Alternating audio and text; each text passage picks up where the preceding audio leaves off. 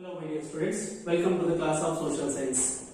In last class we discussed about the impact of British rule in India in the field of judiciary and in the field of police system, right? Now in today's class let us discuss about the impact of British rule over military system of India. How military system got changed by the entry of British. Okay, British used military system as a base for their administration. Right? Military was the base for the administration of British rule in India. Right? They used it as a base, and they appointed Indians. Indians were appointed in the military of British, and they took entire India under their control. By appointing Indians, they took entire India under their control. Okay, next, along with that, they protected supremacy. They protected supremacy by challenging the people by outside as well as inside force. Okay, by using that military and by using that Indian soldiers, British protected their supremacy by challenging the other outside forces and inside forces. Okay, right? They challenged that. And next, here again the officers were the Britishers. In military also, British gave little chance for the Indians, right?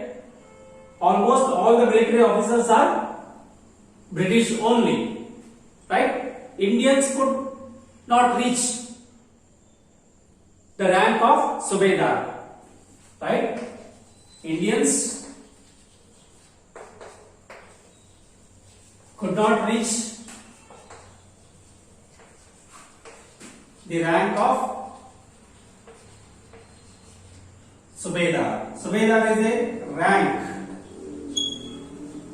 in a British army. It's not a highest official position, just a ordinary officer, Subedar. And Indians are not have right to reach that position also. Okay, and almost Indians are appointed as a coolie soldiers in British army, right? Indians got the position, that is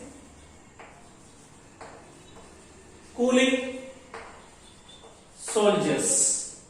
Just listen students, how they treated the Indians.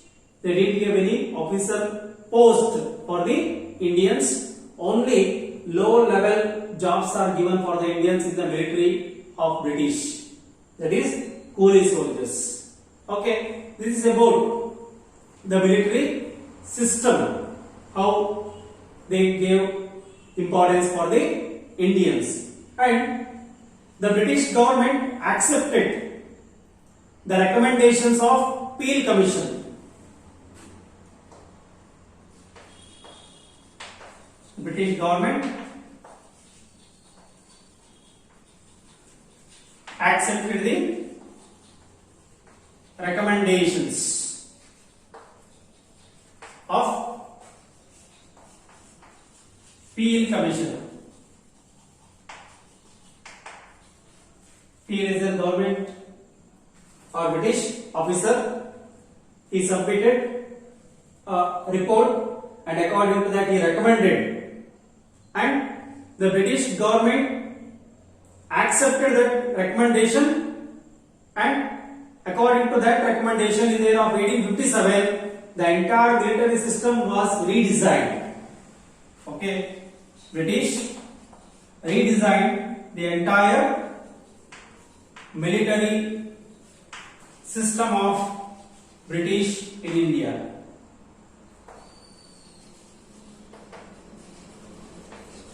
Okay, according to the recommendation done by Peel Commission, British government decided to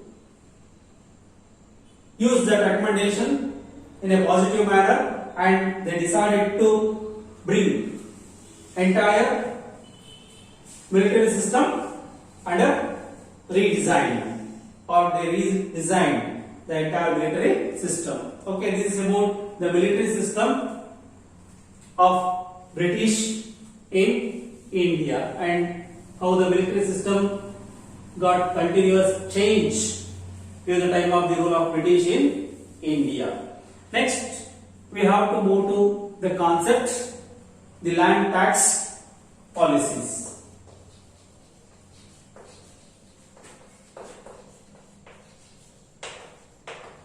Okay, land tax policies.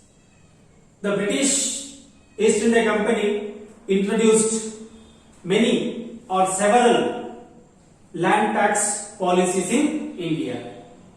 Reason was there, students, because East India Company had to pay 4 lakh pounds. East India Company had to pay 4 lakh pounds to British government. Why? Why it should pay? Because of to take control over Bengal provinces. Okay. To get control over Bengal provinces, British government gave that responsibility to East India Company. For that, right, what the amount East India Company should pay to British government, that is 4 lakh pounds. Right? To manage this amount, the 4 lakh pound amount, British government will receive every year from East India Company. East India Company should manage this amount now. So for that purpose, to safeguard its financial interest, East India Company introduced or implemented various land tax policies in India, or land tax systems are introduced by British government, East India Company in India. Okay. Among that, we have to discuss the first and the most important land tax policy introduced by British East India Company officials in India, that is permanent zamindar system.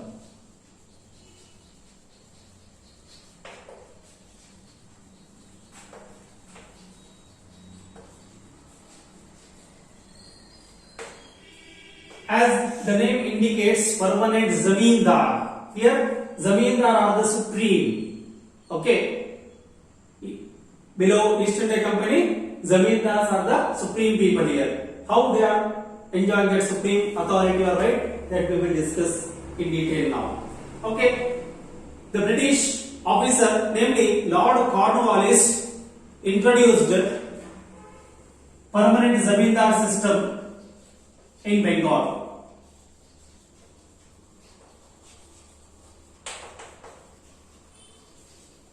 Lord Cornwallis introduced permanent zamindar system in Bengal in the year of 1793. Okay. From the point of examination, this is important one. Dear students, remember that name. Who introduced permanent zamindar system in Bengal? Lord Cornwallis. Or which land tax collecting system introduced by Lord Cornwallis in Bengal? That is permanent zamindar system. Okay.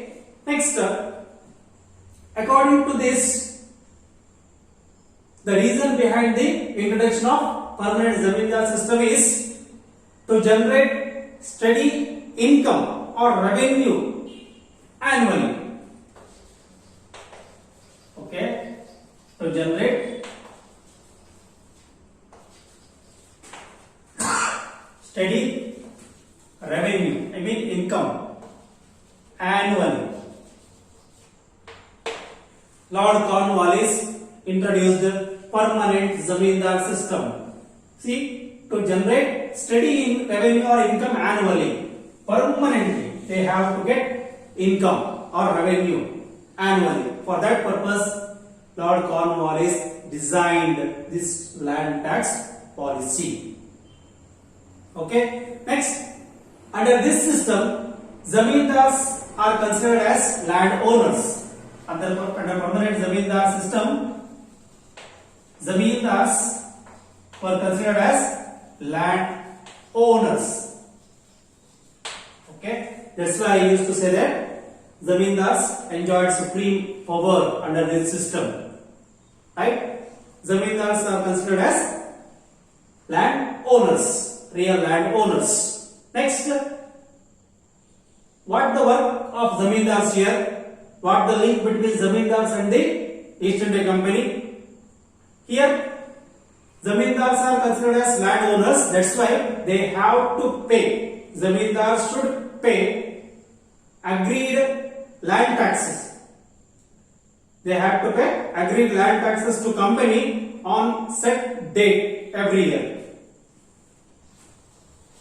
Agreed land tax should be paid by zamindars on a set date or on a fixed date every year to East India Company.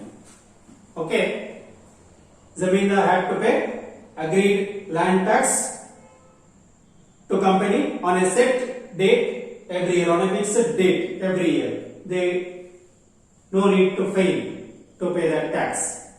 If suppose they fail to pay the land tax, what will happen? If the zamindars are failed to pay the land tax on a set date to company on a particular year, during that time zamindar will lose the land ownership.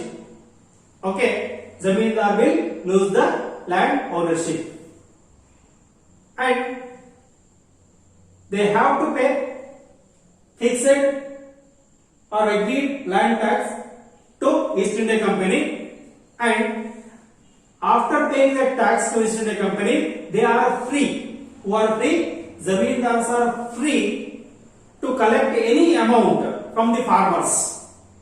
Right?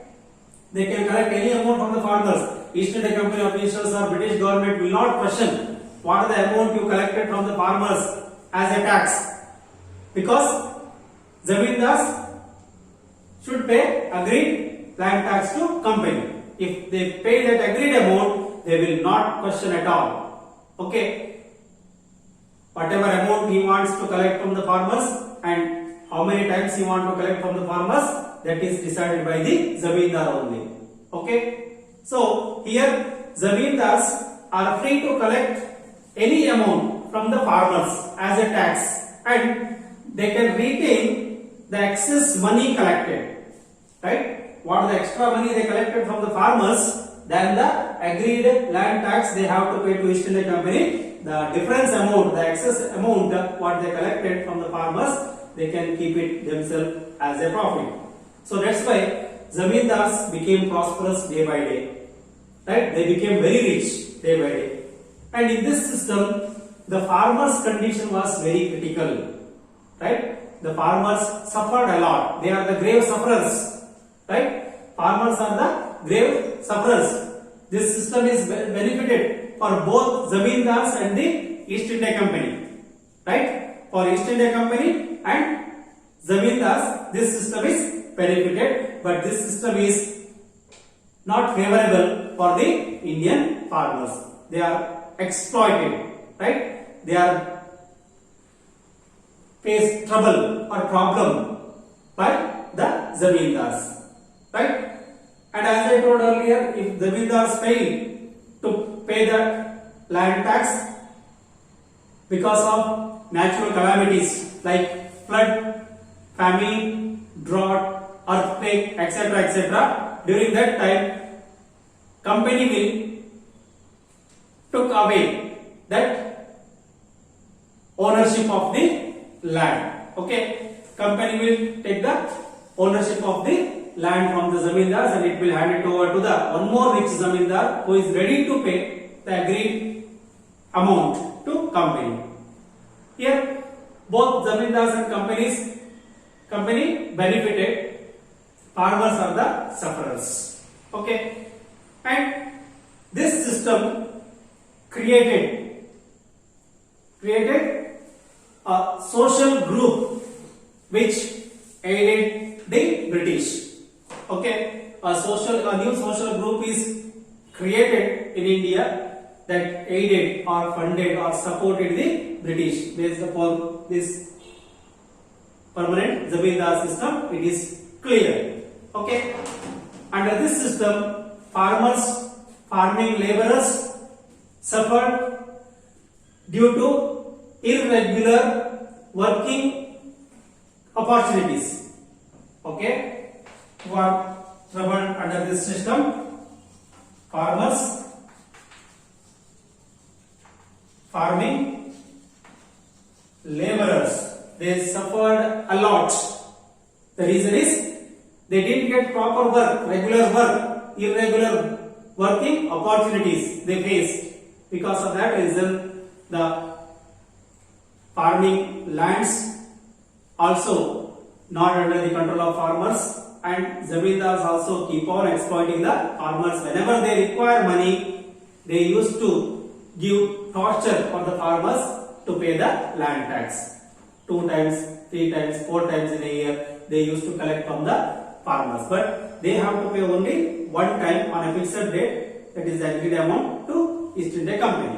Okay, next they were exploited. Farmers and farming laborers exploited and had to lead a life of insecurity. There was no security for the life of farmers and farming laborers under permanent zamindar system.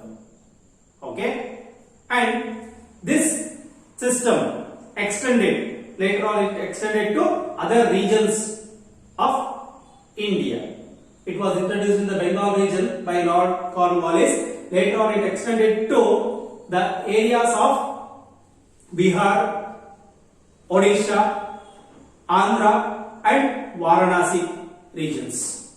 Okay, Bihar, Odisha, Andhra and Varanasi regions. Right, for this area also they extended later on, and this system is not favorable for the Indian farmers. Their condition was very critical, and it is favorable for zamindars and the East India Company. And the land tax systems or policies introduced by British, how it affected to the Indian farmers, either permanent zamindar system or other land tax policies, we have to discuss in the next class.